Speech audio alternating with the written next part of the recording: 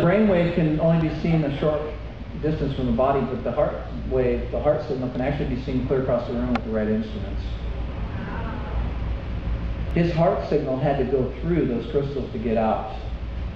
It happens to be inlaid into the clothing with one of the best conductors in the world, which is gold.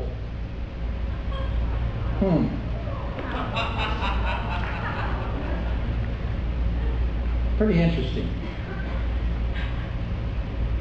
Then I ran across Flavius Josephus' writing. He was alive during the time the priests were still wearing the breastplate.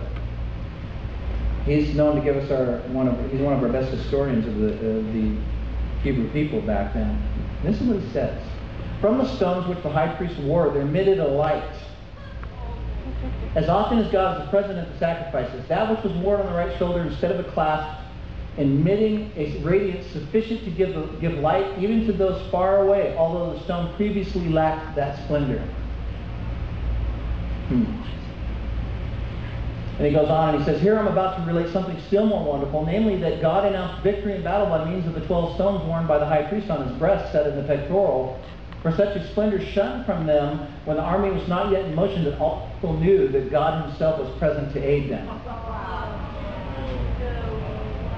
The Greeks even saw this and called it the oracle because of that. Pretty interesting. It's all interesting. So a light emitted from the breastplate when God was present with Israel.